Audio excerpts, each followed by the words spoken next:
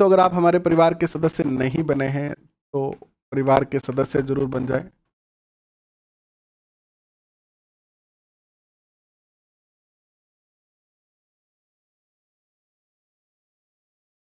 और bell icon पे click कर दें। जब क्या है कि थोड़ी सी टेक्निकल इशू होती है ना, टेक्निकल इशू होने के बाद चीज़ें जो है ना सही नहीं होती है तो फिर मज़ा नहीं आता है सेशन करने का, नहीं आता है ना। कैसे हैं आप? पवन बन्ना जी स्वागत आपका, ओम प्रकाश सैनी जी स्वागत आपका, विनय जी स्वागत आपका, विनोद जी स्वागत आपका, एंड सावित्री जी स्वागत आपका, कहनाज जी स्वागत आपका, प्रीत कैसे हैं आप, मुकेश कैसे हैं आप, रामजी लाल जी कैसे हैं आप, भीमराज स्वागत आपका, कैसे हैं आप? आशा करता हूं कि सभी अच्छे हैं, आशा करता हूं कि सभी अच्छे हैं। तो चलिए करते हैं शुरुआत आज के सेशन का। लास्ट सेशन में हमने कहां तक पढ़ लिया था, एक बार कमेंट करके बताओ। लास्ट सेशन में हमने कहां तक पढ़ लिया था? सूचना प्रक्रमण उपागम अवस्था मॉडल,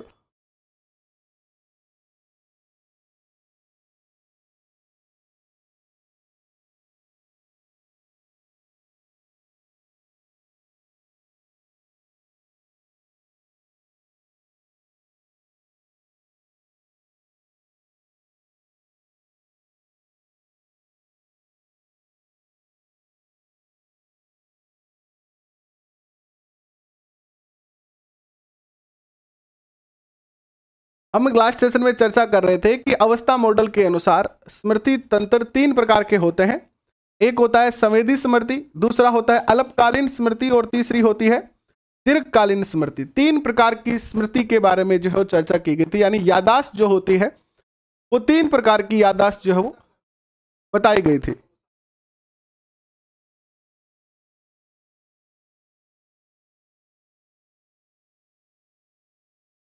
इस मॉडल के अनुसार सूचनाएं पहले हमारी जो है वो संवेदना में जाती है, अर्थात हमारे जो ज्ञानेंद्रियां हैं वो सूचनाओं को क्या करते हैं, इनपुट करते हैं। सबसे पहले सूचनाओं का क्या होता है, इनपुट होता है। जैसे ही हम कोई चीज, जैसे आपकी आंखों पे पट्टी बंदी हो और आपके मुख में कोई मीठी चीज रखी जाती है तो आपकी जो जीभ है उसके ऊपर संवेदना होती है मिठास की, और जब मिठास की संवेदना होती है तो आपके दिमाग को ये संदेश भेजा जाता है, ये संदेश पहुंचता है कि किसी ने या कोई वस्तु ऐसी जो मीठी है वो मुख में आई है। इसी से तो ज्ञान प्राप्त होता है।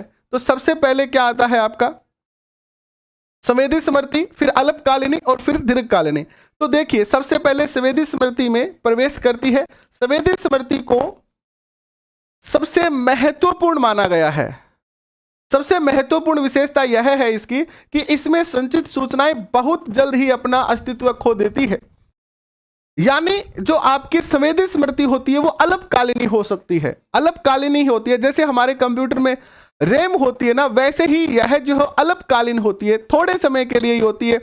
जैसे मुख में जब तक मिठास रहेगी तब तक ही तो मुख जो है वो संदेश भेजेगा कि मीठा कुछ मुंह में है।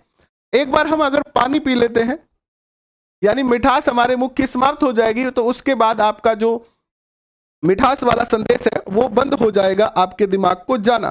तो ये अल्पकालीन होती है। क्या होती है? ये अल्पकालीन होती है। आवाज ठीक नहीं है, थोड़ा सा ये माइक का वायर चेंज, हालांकि मैंने 2-3 बार इसको चेंज करके देख लिया लेकिन अभी भी इसमें दिक्कत आ रही है, तो बहुत जल्द हम इसको चेंज कर देंगे, ठीक है। परंतु संचयन अवधि कम, यानी 1 सेकंड से ही कम होती है।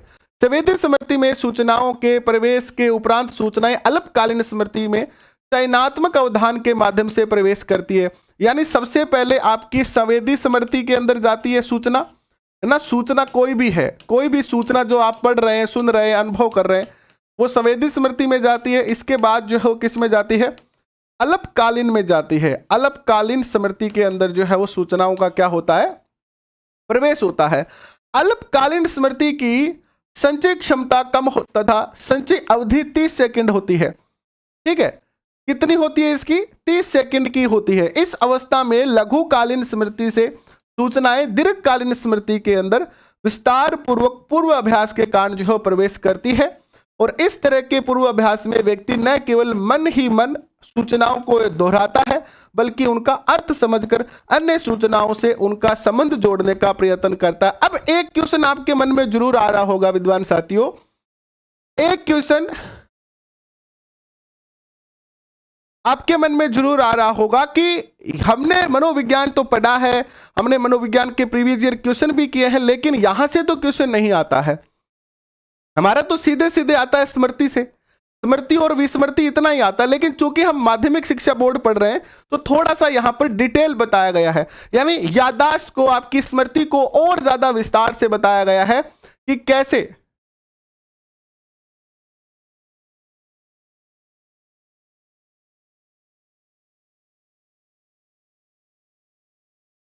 ओके, गलत लिख दिया मैंने, संवेदी लिखना है, तो सॉरी।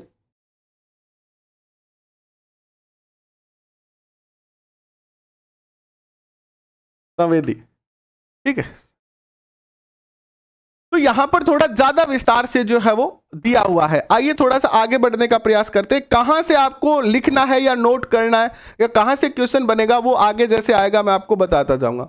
एक बार जब सूचनाएं दीर्घकालीन स्मृति में प्रवेश कर जाती है, यानी यहां से जब सूचनाएं जो है वो अगली मेमोरी में चल जाती है, अगली कौन सी देखो, संवेदी, फिर अल्पकालीन और फिर जो है वो दीर्घकालीन। एक बार सूचनाएं दीर्घकालीन स्मृति में जब चली जाती है, दीर्घकालीन स्मृति में जब चली जाती है तो फिर वो जो है वो क्या हो जाती है, आपकी स्थायी स्मृति में चली जाती है। बहुत सारे ऐसे वाक्य हैं जो हमें कुछ समय याद रहते हैं फिर हम भूल जाते हैं। बहुत सारी ऐसी हमारी यादें हैं जिनको बहुत सारे वर्ष हो गए, 10, 15, 20 वर्ष हो गए हैं, लेकिन फिर भी वो हमें याद है, वो फिर भी हमें क्या है, याद है। तो एक बार जब सूचनाएं दीर्घकालीन स्मृति में प्रवेश कर जाती है तो उनका रिहर्सल की आवश्यकता नहीं होती है और वे स्थायी तौर पर वहां पर संचित हो जाती है। जैसे जब तक आपको याद नहीं होता है, जब तक याद नहीं होता है तब तक हम क्या करते हैं, बार बार पुनः स्मरण करते हैं कि नहीं करते हैं, बार बार उसको याद करते हैं। याद हमें कब करना पड़ता है, याद हमें तब करना पड़ता है जब हमारी जो सूचना है वो अल्पकालीन स्मृति में हो। तो अल्पकालीन स्मृति से और स्थायी स्मृति के अंदर हमें अगर सूचना भेजनी है तो हमें बार बार दोहरान करना पड़ेगा। और एक बार जब ये स्थायी मेमोरी में चली जाती है, अर्थात आपका याददाश्त का जो, मान लो कंप्यूटर की भाषा में कहें तो रोम में जब डाटा पहुंच जाता है तो इसके बाद फिर आपको बार बार जो है वो नहीं याद करना पड़ता। जैसे मैं आपसे पूछता हूं महाराणा प्रताप के बारे में, तो महाराणा प्रताप आपकी स्थायी स्मृति है, उसके बारे में आपको याद भी करने की जरूरत नहीं पड़ेगी, आपके दिमाग में तुरंत वो जो है चीजें आ जाएगी। आप एक सीरियल देखते हो, मूवी देखते हो, वो सीधे स्थायी स्मृति में चले जाते हैं क्योंकि आपका ध्यान वहां पर सबसे ज्यादा होता है। जिस वस्तु को, जिस डाटा को, जिस याददाश्त को, जिस अनुभव को हम सबसे ज्यादा ध्यान से देखते हैं और जितनी ज्यादा ज्ञानेंद्रियों का हम उसमें प्रयोग करते हैं, जैसे जब आप मूवी देखते हो, सीरियल देखते हो तो आपकी आंखें भी काम करती है, कान भी काम करते हैं, तो 2 ज्ञानेंद्रिय काम कर रही है, तो इससे जो डाटा है वो स्थायी हो जाता है। जबकि हम पढ़ते हैं तो हमारा ध्यान जो है वो एक स्थान पे नहीं होता है। आप कभी मूवी देखने गए हो, मूवी चल रही है थिएटर के अंदर, तो आप सोचते हो क्या कि थिएटर के बाहर क्या चल रहा है, आपके मन में एक बार भी नहीं आता है कि थिएटर के बाहर क्या हो रहा है, क्योंकि आपका पूरा जो दिमाग है, आपकी पूरी जो ध्यान है वो एक स्थान पर केंद्रित हो गया है, मूवी पर। और जिस एक स्थान पर हमारा ध्यान केंद्रित हो जाता है उसका डाटा हम ज्यादा क्या करते हैं, इनपुट करते हैं, और वही डाटा हमारा जो है वो क्या रहता है, स्थायी डाटा हो जाता है।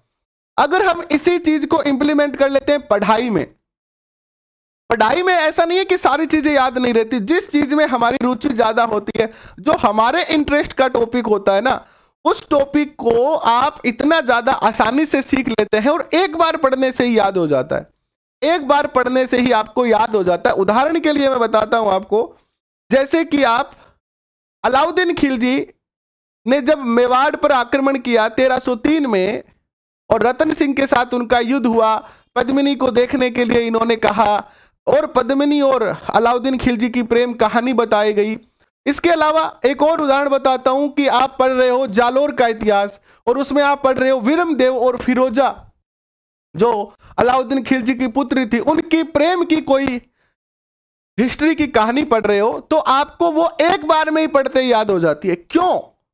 कारण यह है कि वहां पर इंटरेस्ट आपका ज्यादा है, आपका ध्यान ज्यादा केंद्रित होता है। इसलिए तो जहां पर ज्यादा ध्यान केंद्रित होगा वो सारे डाटा आपको और बेहतर तरीके से और जल्दी याद हो जाते हैं, बजाय उनके जिन पे हमारा ध्यान पूर्णतः एकाग्रचित नहीं होता है। यह बात सत्य है तो एक बार यस लिख के बताएं और अपने दोस्तों के साथ सेशन को शेयर कर दें। दीर्घकालीन स्मृति में सूचनाएं क्षीणता और बाधा दोनों के प्रभाव के कारण लुप्त होती है। दीर्घकालीन स्मृति में सूचनाएं उतनी तेजी से क्षीण नहीं होती है जितना तेजी से लघुकालीन स्मृति में होती है। यानी भूलने का जो काम होता है वो होता तो दोनों में ही है, लेकिन अल्पकालीन मेमोरी में अगर कोई डाटा आपका सेव है तो आप उसको जल्दी भूल जाते हो, और दीर्घकालीन इस मेमोरी के अंदर अगर आपका कोई डाटा सेव है तो उसको आप जल्दी से नहीं भूलते हो। परंतु फिर भी सूचनाओं का क्षीण होना दीर्घकालीन स्मृति से विस्मरण का एक प्रमुख कारण है। बाधक कारकों के अंदर बाधक कारकों में अग्र लक्षी अवरोध और पूर्व लक्षी अवरोध, ये दो ऐसे अवरोध है जिनके कारण भूलने की क्रिया होती है। इनके बारे में आगे आइए विस्तार से पढ़ते हैं। अनाधिगम, अनुक्रिया प्रतियोगिता आदि के नामों से इनको जाना जाता है। इसके बाद सबसे पहले हम इन तीनों स्मृतियों के बारे में विस्तार से पढ़ते हैं। तीनों स्मृतियों के बारे में हम विस्तार से पढ़ते हैं। सबसे पहली जो स्मृति है वो है संवेदी स्मृति। संवेदी स्मृति से अभिप्राय क्या है? जिसमें सूचनाओं को सामान्यतः 1 सेकंड या उससे कम समय के लिए व्यक्ति रख पाता है, वो संवेदी स्मृति कहलाती है। जैसे हमारे सुई चुभी, तो चुभी तब तो याद रहेगा लेकिन चुभ के मिट जाएगी, दर्द खत्म, ये यादाश्त खत्म हो जाती है। तो संवेदना जब होती है तभी याद रहती है, बाद में हम वो इसकी जो सूचना की जो यादाश्त है वो मात्र 1 सेकंड की या उससे भी कम होती है। अलग अलग ज्ञानेंद्रियों से संबंधित सांवेदिक स्मृति अलग अलग होती है। इस स्मृति में उद्दीपक से मिलने वाली सूचनाओं को मौलिक रूप में अर्थात उनमें बिना किसी प्रकार के परिवर्तन किए वैसे ही संचित रखा जाता है। संवेदी स्मृति के कारण ही व्यक्ति के सामने से उद्दीपक के हट जाने के बाद भी उसका चिन्ह थोड़े समय के लिए बना रहता है। जैसे आप अपने किसी चहेते मित्र से मिलते हो, आप बस स्टैंड पे खड़े हुए हो और आप अपने किसी चहेते मित्र से मिलते हो, तो उसके जाने के बाद भी कुछ सेकंड तक आपको उसका चेहरा याद रहता है। आपको उसका चेहरा याद रहता है कि नहीं रहता है? आपको उसका चेहरा याद रहता है। इसी कारण इस संवेदी संचयन या संवेदी रजिस्टर भी कहा जाता है। दृष्टि उद्दीपकों की संवेदी स्मृति केवल 1/4 सेकंड तक रहती है। इस अवधि के बाद पूर्ण स्मृति रखना संभव नहीं है। प्रतिमा संबंधी स्मृति या दृष्टि संवेदी स्मृति में व्यक्ति देखी गई वस्तु या व्यक्ति के बारे में 1 सेकंड तक एक दृष्टि चिन्ह जो है वो रख पाता है। यानी यह जो मेमोरी होती है वो अल्पकालीन होती है।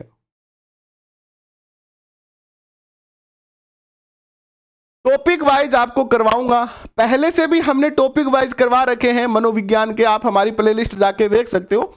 और ये थोड़े से चैप्टर और रहे हैं। अपने कक्षा 12 की बुक में ज्यादा चैप्टर है नहीं हमारे रीड के अकॉर्डिंग, तो कक्षा 12 के 2-3 चैप्टर पढ़ेंगे और कक्षा 11 हम कंप्लीट पढ़ रहे हैं क्योंकि कक्षा 11 के सारे चैप्टर अपने मनोविज्ञान में आते हैं।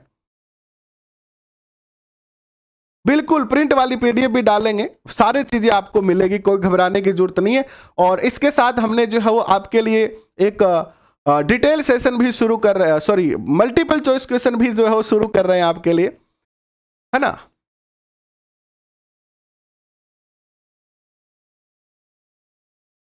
इसी प्रकार एक तो आपकी दृष्टि यानी देखने से आपकी स्मृति बनती है, देखने से, और दूसरा सुनने से, सुनने से, इसे क्या कहते हैं? जबकि प्रतिध्वनि स्मृति या स्वर्ण संवेदी स्मृति में व्यक्ति किसी सुनी हुई आवाज का उद्दीपक चिन्ह अपने मन में 1 सेकंड से भी कम समय तक रख पाता है।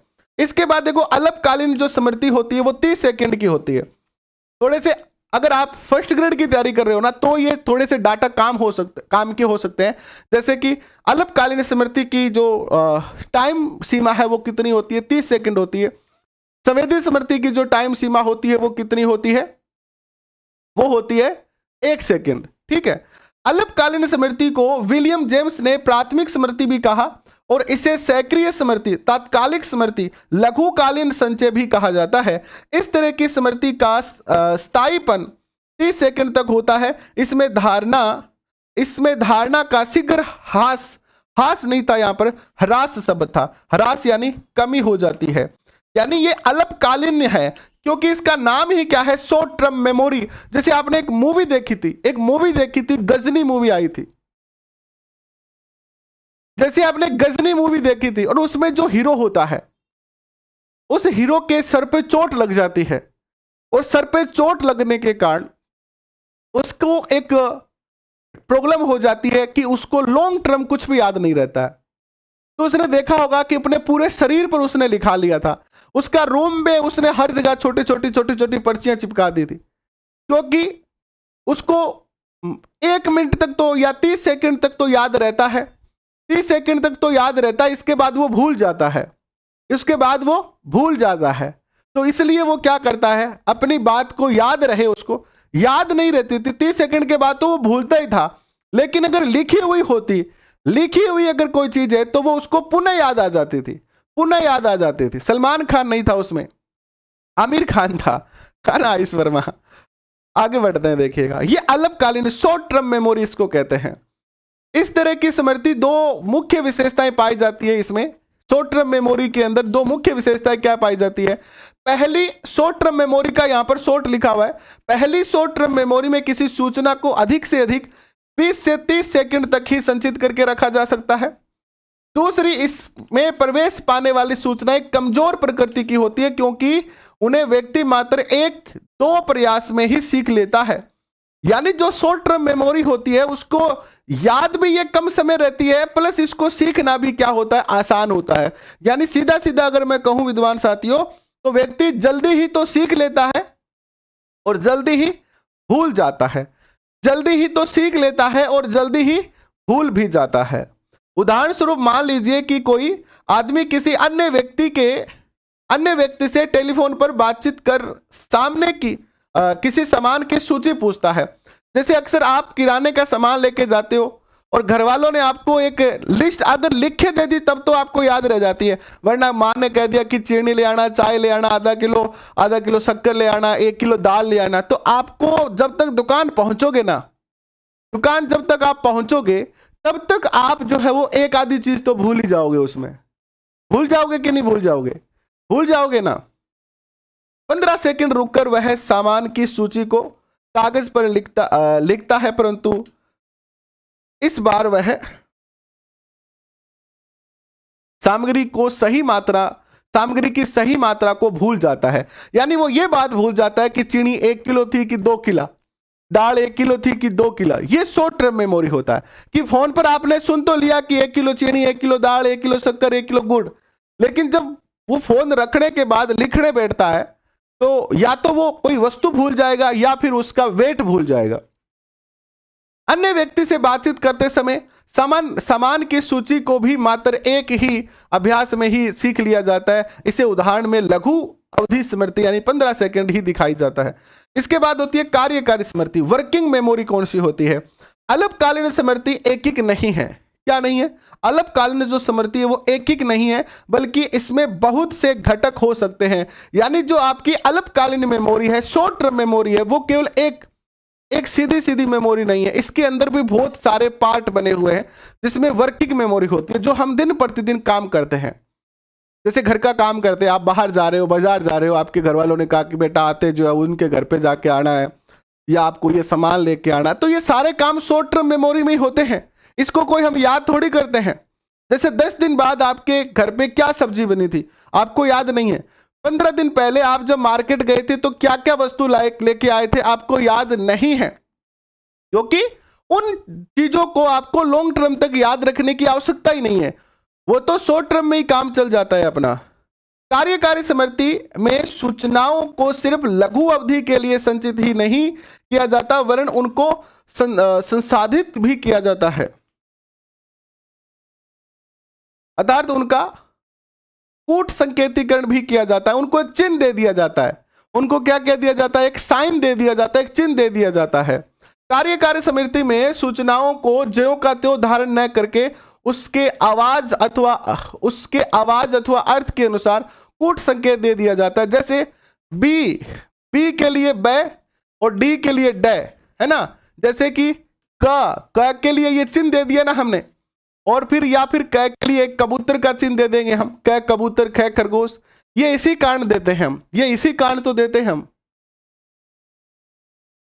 देखिए उसके आकार के अनुसार नहीं बल्कि आवाज के अनुसार कार्यकारी स्मृति में कूट संकेत दिए जाते हैं। इसी कारण इसे चेतन का वर्क बेच भी कहा जाता है, वर्क बेच भी कहा जाता है इसे चेतन का। Working memory is the work बेच ऑफ।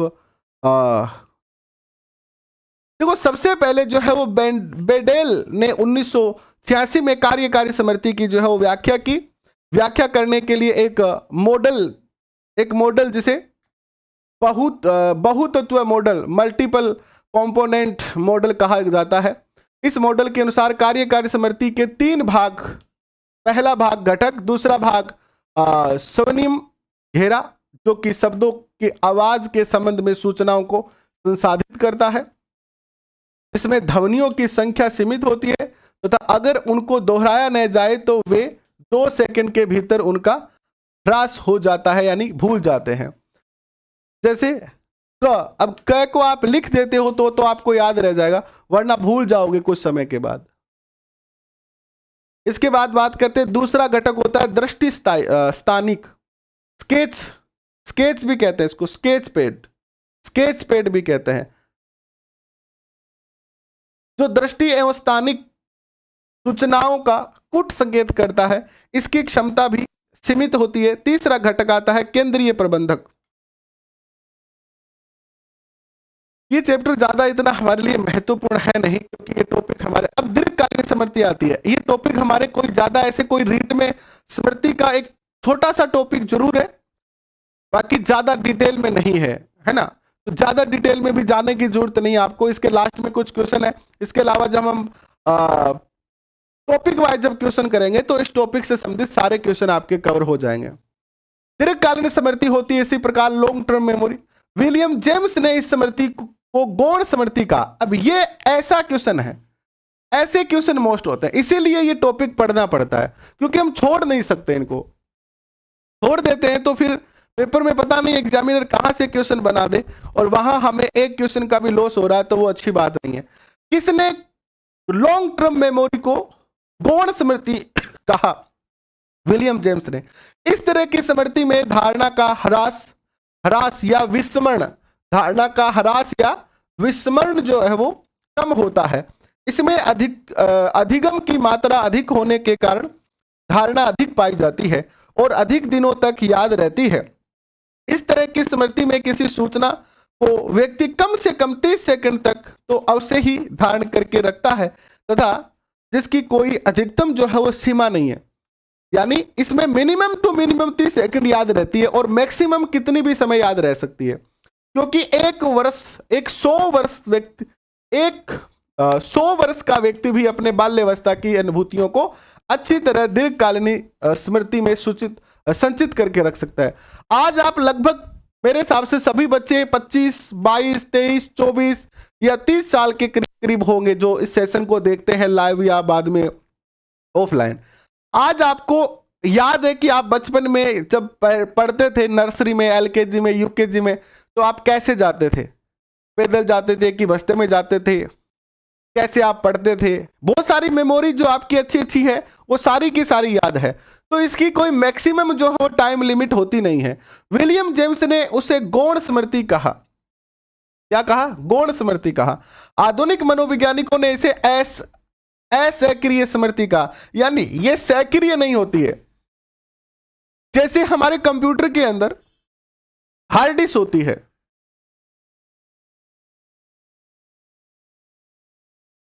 हमारे कंप्यूटर के अंदर हार्ड डिस्क होती है, तो एक रैम होती है और एक हार्ड डिस्क होती है, यानी एक रैम और एक रोम होता है। तो रैम ज्यादा काम आती है कि रोम ज्यादा काम आता है? रैम जो सबसे ज्यादा काम आती है। रैम के अंदर सबसे ज्यादा जो लोड होता है, यानी काम उसको करना पड़ता है सारा का सारा। रोम जो होता है वो हमारी हार्ड डिस्क होती है। हार्ड डिस्क में तो डाटा केवल सेव रहते हैं कि आपने कोई मूवी, कोई फाइल, कोई पीडीएफ हार्ड डिस्क में डाल दी, अब दोबारा आपको जब चाहिएगी ना वो, तब आप उसको ढूंढोगे, तब तक वो पड़ी हुई है आराम से। तो इसीलिए इस मेमोरी को विलियम जेम्स ने क्या कहा? गौण मेमोरी कहा। किसी सूचना को पूरे जीवन काल में, किसी सूचना को पूरे जीवन काल के लिए तक संचित रखा जा सकता है, या किसी को सिर्फ 2 घंटे तक ही संचित रखा जा सकता है। जैसे यदि कोई व्यक्ति सिनेमा देखने जाता है, आपने बचपन में कोई मॉडर्न मूवी देखी होगी, आज भी आपको याद है, हॉल में कल देखी गई फिल्म का प्रत्याहान या पुनः प्राप्ति कर सकने में सफल हो जाता है, तो यह कहा जा सकता है कि फिल्म की कहानी व्यक्ति के दीर्घकालीन स्मृति में थी। एंटकिसन एंड शिफ्रिन स्मृति मॉडल के अनुसार संवेदी स्मृति में जो सूचनाएं प्रवेश करती है, उनमें से कुछ ही चयनात्मक अवधान के माध्यम से लघुकालीन स्मृति में प्रवेश करती है, और फिर लघुकालीन स्मृति में प्रवेश करने के बाद ये सूचनाएं, इनमें से कुछ सूचनाएं दीर्घकालीन स्मृति में प्रवेश करती है। यानी हम दिन प्रतिदिन के रोजमर्रा के कार्य में हजारों अनुभव करते हैं, हजारों जो है वो क्या करते हैं? अनुभव करते हैं। हजारों हम लोगों से मिलते हैं, हजारों हमें चीजें याद, हम किसी न किसी तरीके से सीखते हैं। उन सैकड़ों हजारों अनुभवों में से कुछ जो मेमोरी होती है वो हम अल्पकालीन मेमोरी में भेजते हैं, और उस अल्पकालीन मेमोरी में से बहुत कम जो डाटा है वो आपकी स्थायी मेमोरी में जाता है। यानी हम जितने भी चीजों को देखते हैं, सुनते हैं, अनुभव करते हैं, उन सबको हम क्या नहीं करते हैं? उन सबको हम याद नहीं करते हैं। उसमें से कुछ डाटा को ही हम स्थायी मेमोरी में भेजते हैं।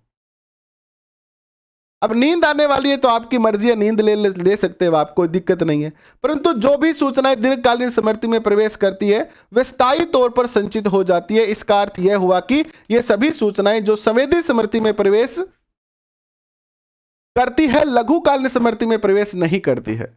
जैसे कि आपको कुछ उदाहरण दिए गए हैं कि नीचे कुछ अंक, जैसे फोन नंबर है, आप फोन नंबर याद करते हैं, नीचे लिखे अंकों को आप याद करते हैं, तो मैं आपको ऐसे कहूं कि 982576, ऐसे याद नहीं कर सकते हम, आप ऐसे याद नहीं कर सकते हो, लेकिन ऐसे याद कर सकते हो आप इनको।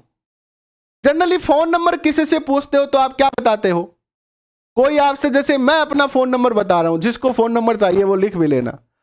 जैसे मैं फोन नंबर बताता हूं तो ऐसे थोड़ी बताता हूं 701914968125। हमने इसको क्या कर रखा है? टुकड़ों में याद कर रखा है ना? टुकड़ों में कैसे? 70 149 68 125, आसानी से याद हो जाता है हमें।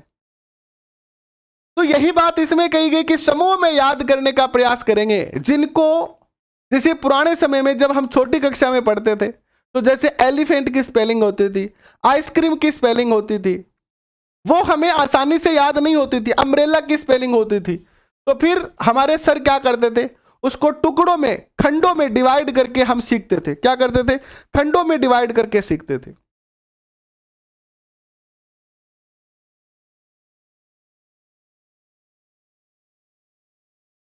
खंडों में डिवाइड करके क्या करते थे? सीखते थे, है ना? ऐसे ही तो सीखते थे हम।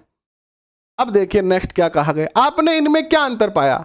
आपके द्वारा एक पंक्ति के सभी अंकों को पढ़ने के बाद आपका मित्र प्रत्याहान यानी याद, आपका चेक करता है कि आपको याद है कि नहीं। आपके मित्र द्वारा प्रत्याहान की गई अंकों की सही मात्रा ही उसका स्मृति प्राप्तांक होगा। अपने सहपाठी और शिक्षकों के साथ इस प्रकार के आप जो हो क्या कर सकते हैं? प्रयोग कर सकते हैं। प्रक्रमण स्तर क्या होता है?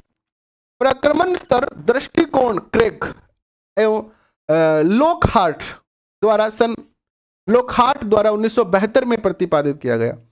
इस दृष्टिकोण के अनुसार सूचनाओं का प्रक्रमण विभिन्न तंत्रों द्वारा न होकर एक ही तंत्र के द्वारा होता है तथा सूचनाओं को किसी तंत्र में विभिन्न स्तरों पर संधारित किया जा सकता है। प्रक्रमण के प्रथम एवं सबसे निम्न स्तर में सूचनाओं को उनके भौतिक एवं संरचनात्मक विशेषताओं तथा उनके संवेदी गुणों के आधार पर प्रक्रमण किया जा सकता है। जैसे एक उदाहरण देखिए, कुत्ता शब्द को उसके अक्षर के आकार यानी बड़े अथवा छोटे अक्षर, उसकी स्याही के रंग तथा उसके लिखने के तरीके के आधार पर प्रक्रमण किया जा सकता है।